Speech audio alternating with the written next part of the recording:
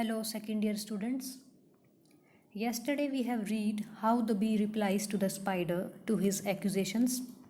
The spider has accused bee of being a vagabond, a homeless wanderer, which survives upon looting nature.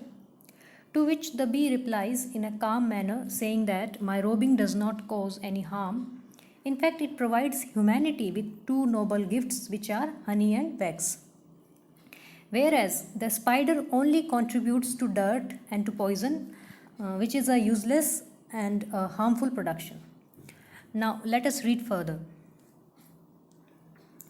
This dispute was managed with such eagerness, clamor, and warmth that the two parties of books in arms below stood silent a while, waiting in suspense what would be the issue, which was not long undetermined. So the dispute, the argument that was going on between the spider and the bee was managed with such eagerness, clamor, and warmth means it was very much noisy. It was a heated and a very serious argument that the two parties of ancients and of moderns, who were about to fight each other with weapons, with arms. So the two parties stood silent for a while, watching the two creatures arguing. If you remember, the essay started on a note where a battle between the two parties of books was about to begin when this incident of the spider and the bee happens. So the two parties stood still, listening to the whole argument and waited in suspense. What would be the result of the argument? For the bee, grown impatient at so much loss of time, fled straight away to a bed of roses without looking for a reply, and left the spider like an orator, collected in himself and just prepared to burst out. For the bee, grown impatient. So the bee grew impatient, and the bee did not wish to waste his time by waiting for a reply from the spider, because he was growing impatient for his work of collecting his materials, and he flew away to a bed of roses and left the spider like an orator, collected in himself and just prepared to burst out. The bee left the spider there, who like an orator was ready to give a strong reply, but the bee had already left. It happened upon this emergency that Aesop broke silence first. Aesop was an ancient writer of 6th or 7th centuries BC, 6th or 7th century, who is believed to have written a large number of fables or stories related to animals. So Aesop heard the whole argument and swore in the loudest key that in all his life he had never known two cases so parallel and adapt to each other as that in the window and this upon the shelves. So Aesop swore, he says loudly, that in his life he had never seen such similarity between two cases, the case of the spider and the bee and the case of the ancients and moderns. And he says there is a great similarity between the two cases.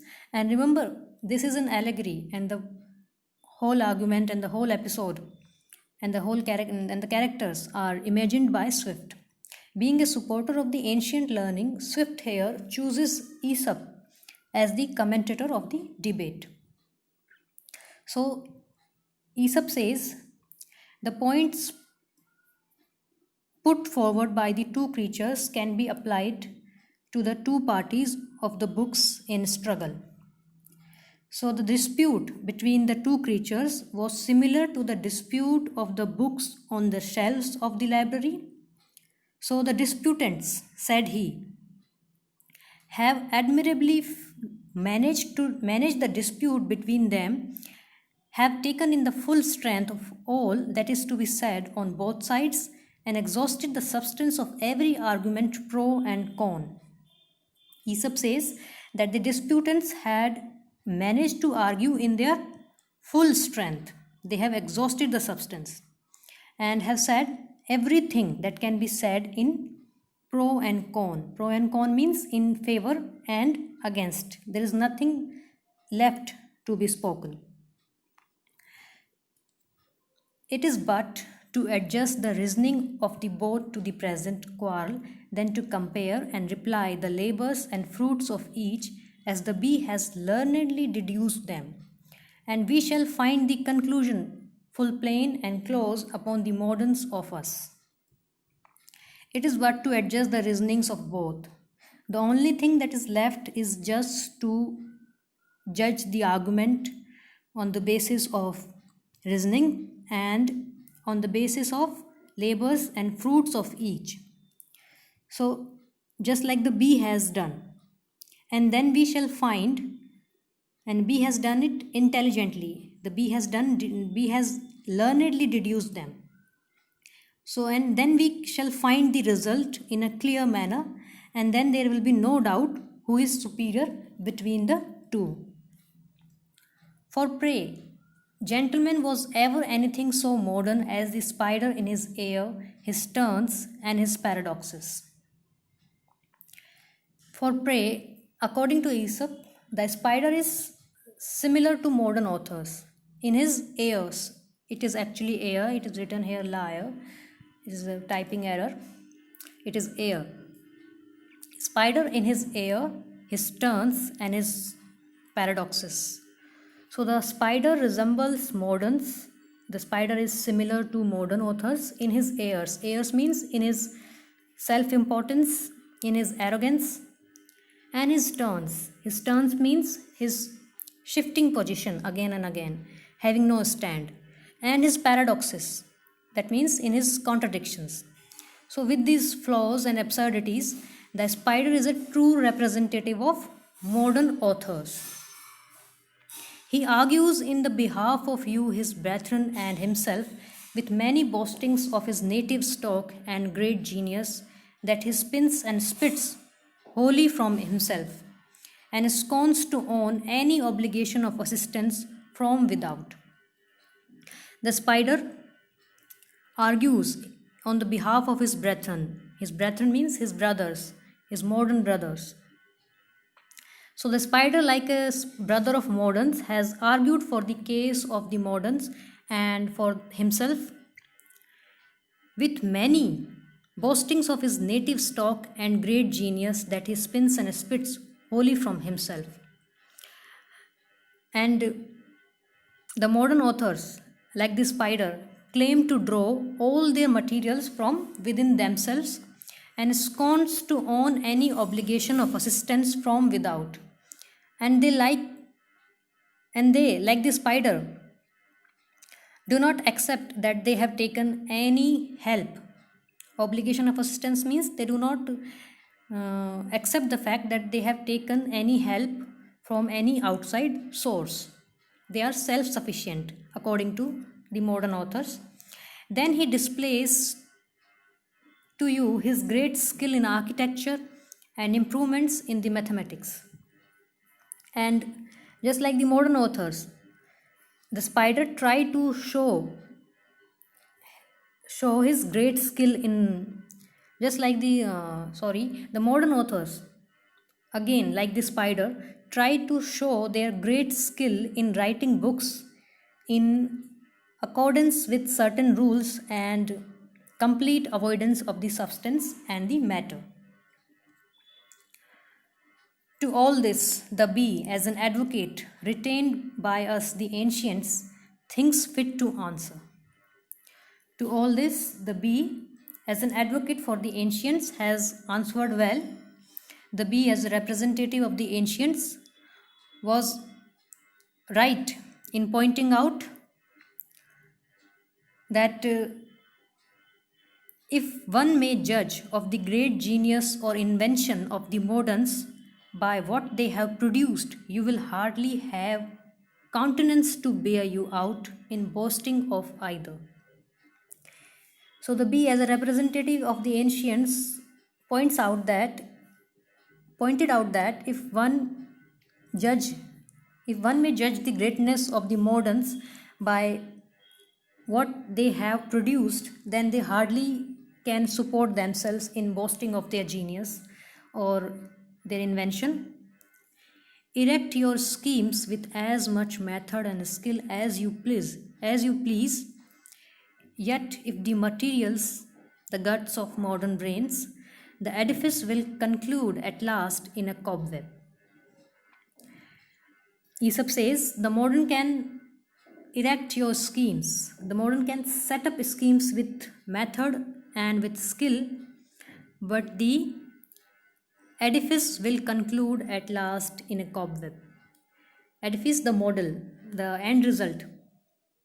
The end result with the materials of dirt of and poison would be only a cobweb which have a short duration, the duration of which, like that of other spider webs, may be imputed to their being forgotten or neglected, hid in a corner. So the end result and the final result would be like a cobweb, and just like other cobwebs, that cobweb will also lie hidden in a forgotten, neglected corner. So what Aesop means to say that modern brain is full of dirt and poison, and the production of books from such brain is always neglected, just like the web of a spider is neglected. For anything else of genuine that the moderns may pretend to, I cannot recollect. Further, Aesop says that anything that can be called a genuine production, about which the modern authors claim, Aesop cannot recollect it. Aesop cannot remember what they are talking about. They are incapable of it. Unless it be a large vein of wrangling and satire, much of a nature and substance with the spider's poison. The only thing, unless means the only thing that they have produced is a large body of work containing wrangling satire, containing controversy and arguments and satire. So these works of the moderns are just like the poison of a spider in matter and substance, which, however, they pretend to spit wholly out of themselves, is improved by the same arts by feeding upon the insects and vermin of the age.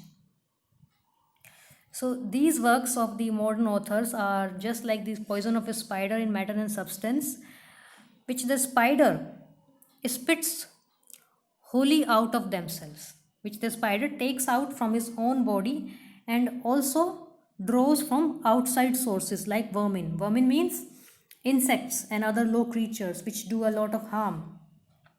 So the modern writers had produced their works partly out of themselves and partly by getting help from the insects and vermin of their times.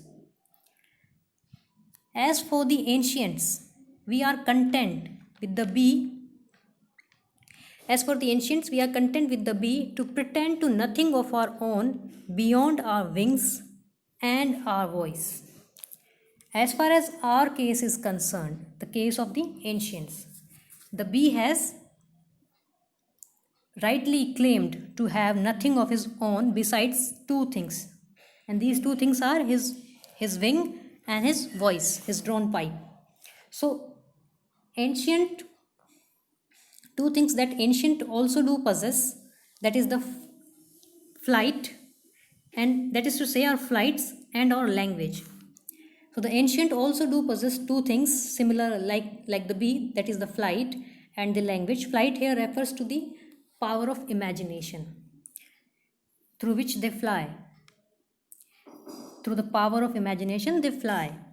And language means power to express themselves effectively through appropriate language. For the rest, whatever we have got has been by infinite labor and search, and ranging through every corner of nature. The difference is that instead of dirt and poison, we have rather chosen to fill our hives with honey and wax.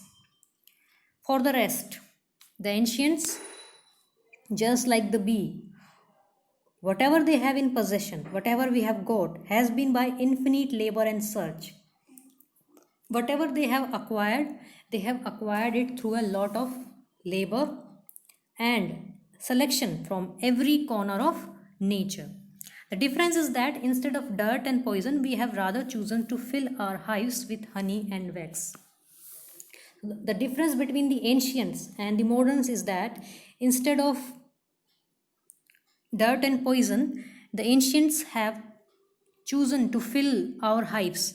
Fill our hives means fill their books or fill their production with honey and wax, thus furnishing mankind with the two noblest of things, which are sweetness and light.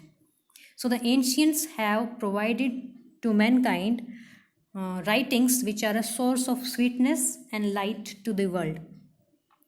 Sweetness implies good conduct, manners, or humanity, while the light stands for knowledge and enlightenment, which removes the darkness of ignorance.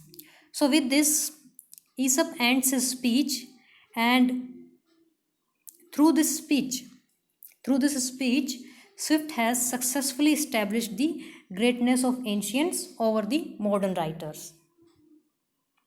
Okay, students, we have finished with the explanation of this essay, and I hope it's clear to you. In the next class, I will start with another essay. Thank you.